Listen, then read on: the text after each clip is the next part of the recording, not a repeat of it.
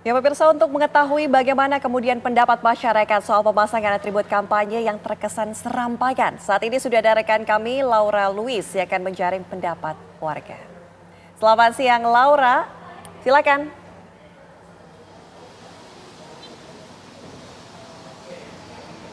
Baik, Ana, Yohana, dan juga pemirsa, tentunya menjelang pemilu 2024 ini, pemandangan Anda diramaikan oleh berbagai atribut kampanye, baik di depan, di belakang, bahkan di kanan dan kiri Anda sepanjang perjalanan. Contohnya nih di belakang saya, di tempat saat ini saya melaporkan, banyak sekali bendera atribut kampanye yang dijejerkan di sepanjang perjalanan.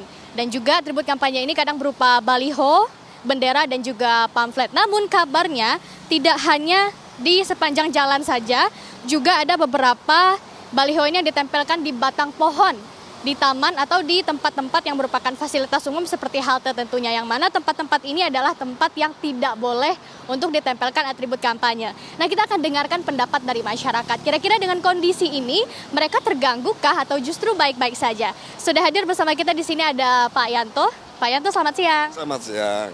Pak, gimana nih Pak tanggapannya tentang banyaknya atribut kampanye di sepanjang jalan?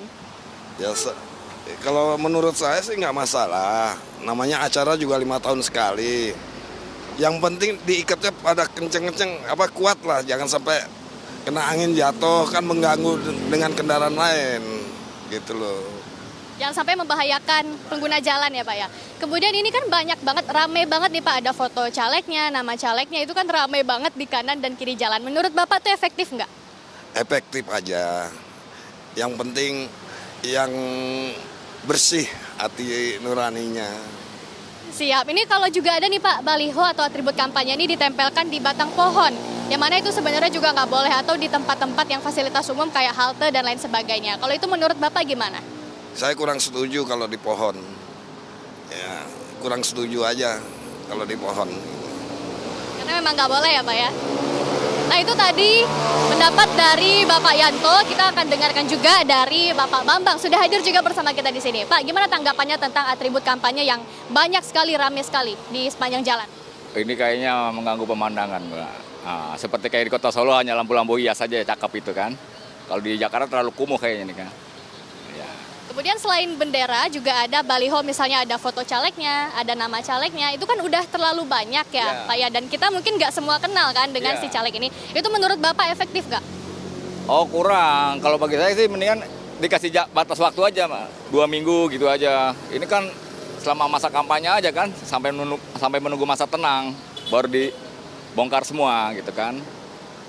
Nah, kalau tadi kan di tepi jalan nih Pak, ini juga masih ada yang nempelin baliho kampanye ini di batang pohon, padahal kan sebenarnya nggak boleh Pak, atau di halte misalnya. Nah, menurut Bapak gimana? Oh itu mungkin oknum-oknum, seperti oknum-oknum aja kan, seperti kayak kampanye kemarin dari 02 di Bali, ternyata kan ada ada slogan-slogan yang kurang bagus tuh buat cawapresnya dari 02 gitu kan, ya terlalu banyak oknum-oknum juga gitu kan.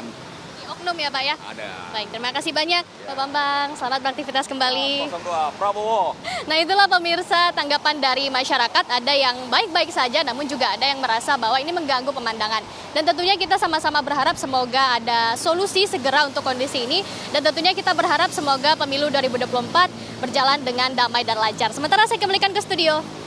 Baik, terima kasih Laura Louis atas informasi dan juga telah menanyakan pendapat warga di sana. Nah, Prof. Leli, gimana nih pendapatnya? Tadi ada masyarakat yang mengatakan bahwa nggak apa-apa asal diikatnya kuat. Nah, seperti di Kebumen ini bener ada yang meninggal loh, siswa SMK karena tertimpa baliho yang terjatuh ini. Bagaimana nih dengan keselamatan warga sendiri dengan mungkin baliho yang kadang ditempelnya asal-asalan? Ya, sudahlah dia merusak estetika, tapi juga berbahaya gitu ya. Sebenarnya pengaturan tentang peletakan alat kampanye ini sendiri kan sudah diatur sesuai dengan peraturan KPU dan peraturan yang berlaku lainnya. Nah, saya pikir memang harus ada kebijakan atau aturan yang dikeluarkan oleh pemerintah daerah setempat nih terutama. Karena supaya lebih mudah melaksanakannya, itu memang diletakkan pada tempat tertentu. Misalnya bendera partai nih, ada 24 partai. Dijajar aja 24-nya satu-satu masing-masing. Di sampingnya ada bunga-bunga, jadi langsung lebih terlihat indah. Itu yang satu. Yang kedua tentang orang-orangnya juga. Jadi jangan dibiarkan satu orang itu dalam jarak 2 atau 3 meter itu dia lagi. Jadi misalnya ada berapa dapil sana, berapa kelompok mereka itu. Partainya ada berapa. Partai ini calon-calonnya itu lebih terlihat justru jelas. Jadi lebih terasa adil juga. Tapi inilah yang terjadi karena mungkin peraturan, kata orang peraturan itu untuk dilanggar dibuat. Nah, ini yang menjadi persoalan. Jadi bahaya itu harus dikurangi dengan cara membuat regulasi yang sepadan sehingga ke depan ini bisa ditertibkan. Itu satu. Cuma yang terakhir ini ya, Iyo dan Nana, karena ini baru bisa dicabut sehari menjelang pencoblosan. Jadi kita masih akan punya waktu 30 harian lebih melihat semua mata kita tuh rusak oleh pemandangan itu. Oke, nah kalau gitu Bu, ini kan masih ada waktu hingga 1 hari pencoblosan, apalagi pencoblosan ini 14 Februari, masih ada sekitar 1 bulan lebih Bu ini. Nah kira-kira mungkin yang bisa Ibu sampaikan untuk caleg-caleg di sana kira-kira bagaimana nih untuk bisa mengkomunikasikan mungkin gagasan politiknya kepada masyarakat, mungkin juga bisa mencerdaskan masyarakat atau bisa meletakkan lebih baik lagi kira-kira penutupnya Ibu? Pertama memang spanduk, alat peraga spanduk yang bersifat tradisional itu penting sehingga orang bisa terus-menerus mendengar. Tapi sebenarnya ada media mainstream yang mungkin dipikirkan mereka kalau lewat media televisi bayar iklannya mahal untuk iklan mereka kan. Tapi mungkin kalau satu partai membiayai, ini calegnya langsung ditonjolin sekian orang, itu lebih efektif. Jadi saran saya, ini ketua-ketua partai politik juga harus berusaha membantu kader-kadernya supaya lebih tertib, manfaatkan media mainstream yang ada, bukan sekedar mengandalkan satu fokus pada alat peraga, tapi juga ada media sosial, ada media mainstream, dan yang lebih penting itu adalah jemput bola, mempersuasi calon pemilih.